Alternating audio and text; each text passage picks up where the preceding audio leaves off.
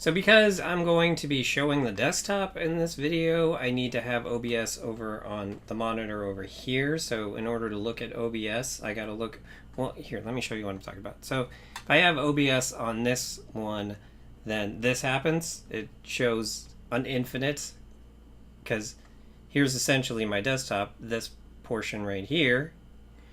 And so it's showing OBS. This is what OBS is showing. This right here, which is, you get it, right? So in order to use the desktop, I have to move OBS over to this other screen. So when I'm looking over at the other screen here, that means I'm looking at OBS. Now, one of the main things I'm noticing is that since I'm recording this at 3:30 p.m., the difference between shooting with the green screen at night and during the day, it's as different as night and day, honestly, because it looks so great during the day when I use it, and it doesn't cause all the problems that it causes when I use it at night. Really, I need to start shooting more videos during the day is what it comes down to, and not waiting till the last minute. I should honestly do them on Sundays, is what it seems like, for the following week, but I don't know that I'll ever get around to actually getting on that schedule, but we'll see. Anyway, all of this, not the point of the video, as always, so go ahead and roll the thing.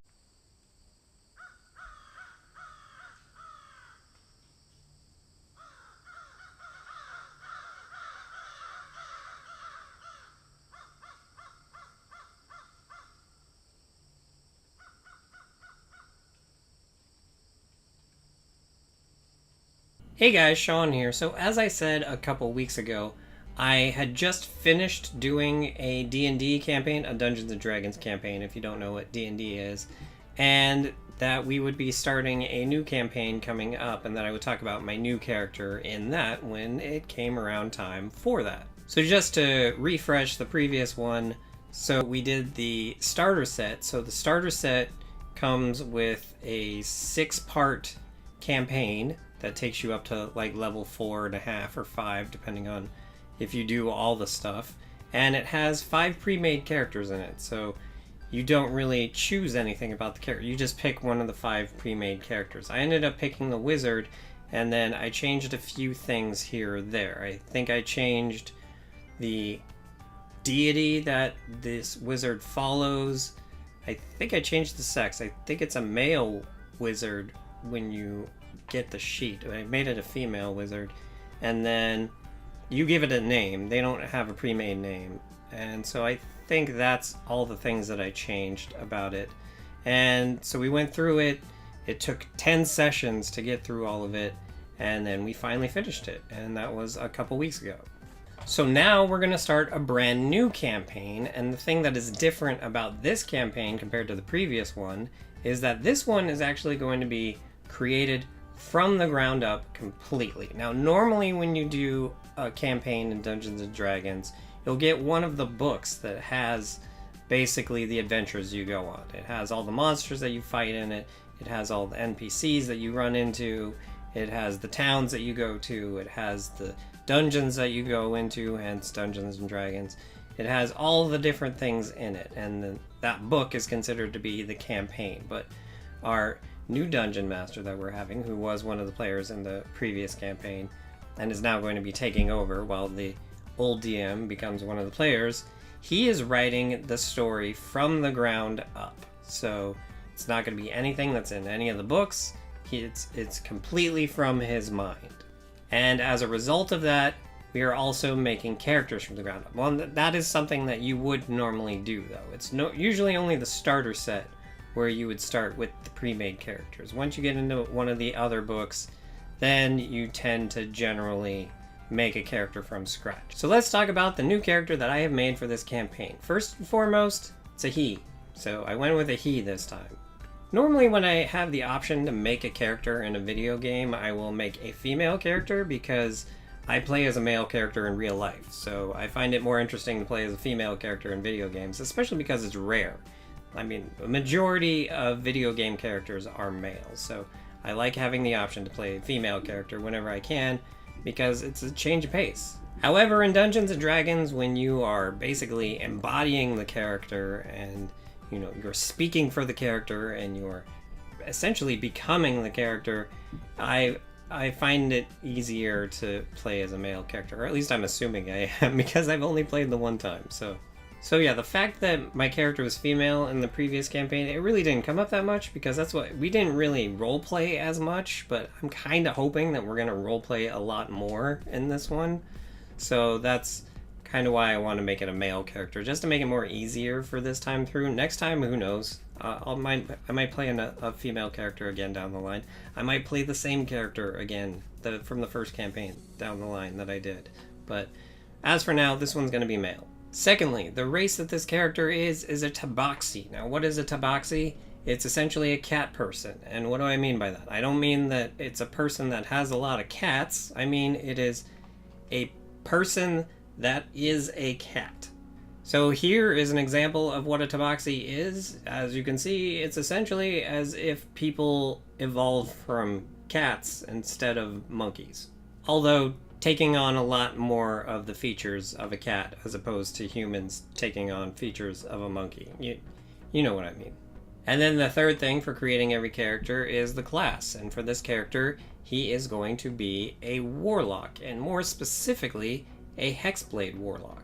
Now the thing with warlocks is they essentially make a deal or a pact or some sort of agreement with an otherworldly being, be it like a demon or even an alien, or just some sort of mythical or mystical otherworldly being that will bestow upon them abilities that are enhanced in some way. And depending on how you play it, how you discuss it with your dungeon master, all that sort of stuff, they will probably have some sort of thing they want in return, or what have you.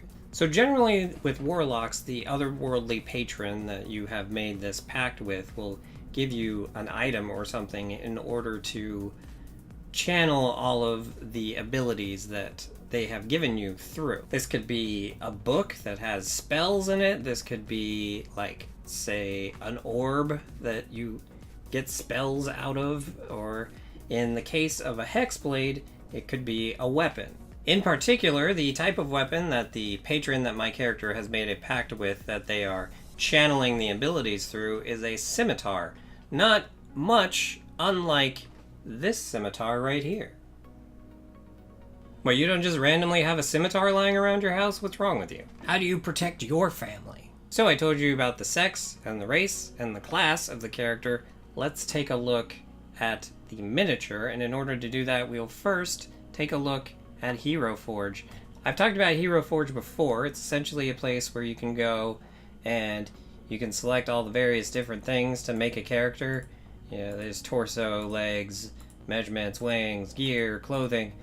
If you want to put them on a mount, there's the type of base that they're on. There's all these different things. So I went to Hero Forge. I made this miniature right here. So this is my character. As you can see, cat person. He wears kind of a duster, trench coat, piratey thing. And he is holding a scimitar that looks very similar to the one that I just held up. The only difference between this scimitar here and the one I just held up is actually just the base. Other than that, the hilt is exactly the same, the blade is exactly the same, and so yeah. So essentially, you put the pieces together and then you're like, okay, I want to order it. And so you have a choice when ordering it here. You can get it made in plastic for $20. You can get it in premium plastic, which is a better plastic, for $30.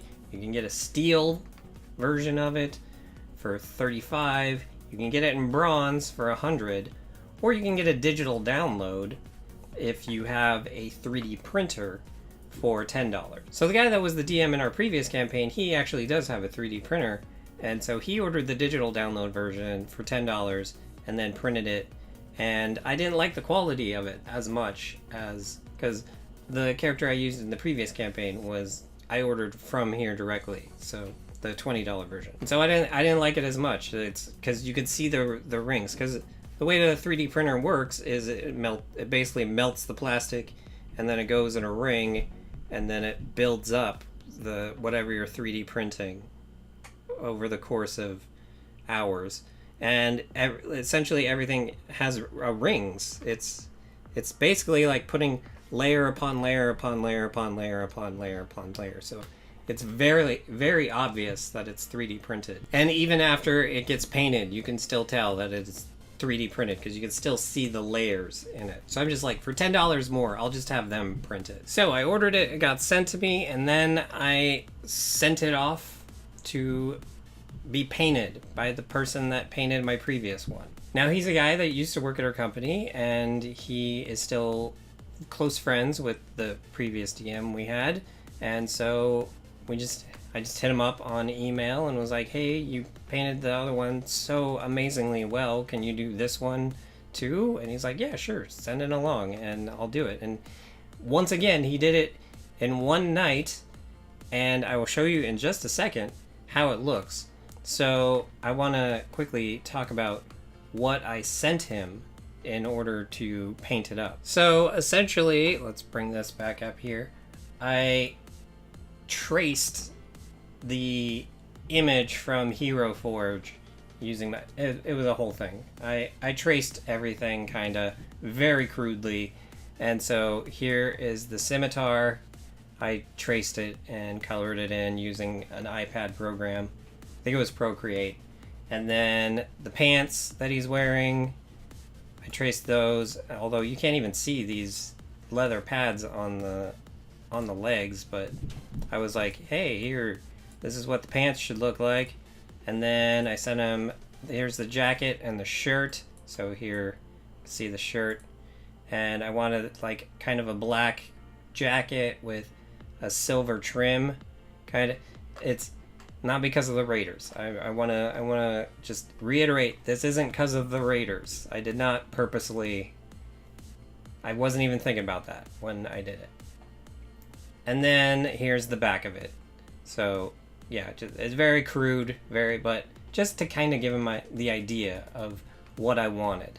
And then I sent him pictures of Buddy as kind of the reference for the actual cat parts. So here we have his tail, here his leg, because you can see his legs, here's another of his head. And so yeah, that was kind of the idea. I was like, make the actual cat parts look like my cat, if you could. So, as a result of that, here is what I got back. There we go. So yeah, as you can see, he's wearing silver trimmed black trench coat. His tail has the same stripes as Buddy. He has the same white mouth as Buddy. He has the same patterns on top of his head and his legs. And this is truly amazing. The fact that he did this in one night is just unbelievable. So yeah, there is my new mini for the new D&D campaign. He's on here with like some sort of putty, and you just take him off of there and put him down on the map when you're actually playing. So I will put him back in the case. Okay, so that is sex, race, class, and miniature. So now let's go to D&D Beyond. And I have talked about D&D Beyond before.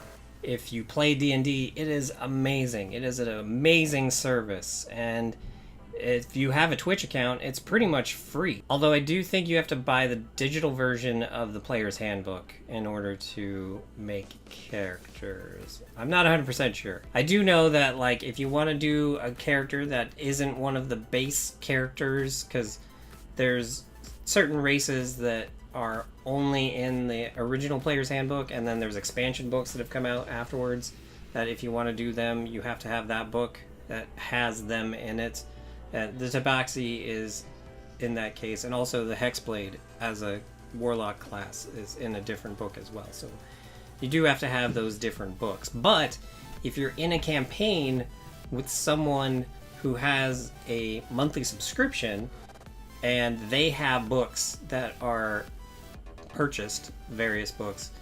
You can have access to those books that they have purchased. So if you get together as your group and you pick one person to kind of be the person that has all the books, and you can just pool your money together, and it's a really great deal if you get it all together as a group. So here we have my character. The way that Tabaxi names are made is that their name is based on their clan, and then also kind of a geological feature of where their clan lives.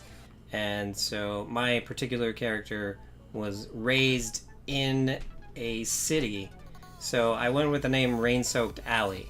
And then they generally go by a nickname. So in the case of this character, it's going to be Rain. So you wouldn't call him Rain-Soaked Alley all the time. You just call him Rain all the time. And then here are the ability scores. So I roll my abilities. I pretty much roll everything that you can roll when creating a Dungeons & Dragons character. So essentially what you do is you take 4d6. A d6 is a normal dice, a 6-sided die. And you roll 4d6 and then you remove the lowest one. And so I got 2 18s when I did this. So that went towards dexterity and charisma, because those are the 2 most important things for a warlock. Well, charisma is the most important, and then dexterity is second most important. But since Tabaxi are basically cat people, they get a bonus to dexterity and a bonus to charisma. So those are both really high for this character. Wisdom is very low, and strength is very low, and then constitution and intelligence are kind of in the middle. So I'm not going to go over every single little detail here. I was just going to do the ability score, and then that's it. Like, if you want to see all the other details here, you can look. I think it should be good enough to see. I mean, I'm looking over at the OBS, and if that were full screen, it should be able to actually make out all the detail. I will just click on spells in case you're curious about spells, and that should really be all you really need to know about. Those are the 4 spells that I will be starting with. Oh, and I guess I'll also click on description here. This character is an urban bounty hunter. It's chaotic neutral because Tabaxis are usually chaotic, and I figured neutral would be the best. He's 23 years old, he's 5'8", 170 pounds. And then personality trait, ideal, bond, and flaw. Here, you can take a look at that if you're curious about it. But overall, I'm very excited to start this campaign and try out this character. This character, the reason I went with Hexblade is because of Travis Willingham's character on Critical Role currently.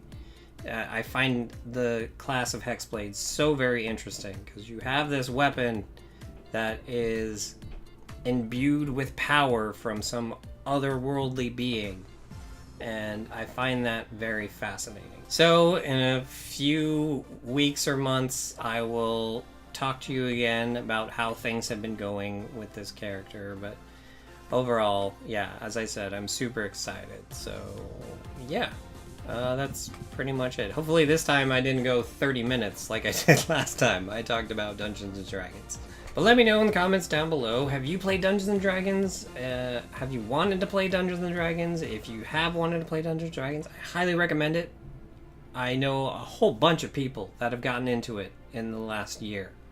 And I think a major part of it has been Critical Role starting a new campaign. I know of at least 2 or 3 people that started playing Dungeons & Dragons because of that very fact, that Critical Role started a new campaign this year. I am including myself in those 2 or 3 people. So let me know in the comments down below, if you played Dungeons & Dragons, what has been your favorite character that you have made, what has been just some crazy things, just anything you want to talk about Dungeons & Dragons related, just let me know down in the comments. And while you're down there, if you like this video, go ahead and hit the like button, and if you'd like to see more of the crazy crap that goes on around here, go ahead and hit the subscribe button. And if you'd like to help support the crazy crap that goes on around here, go ahead and hit up my Patreon. And with that, have a good however long it is until you watch my next video.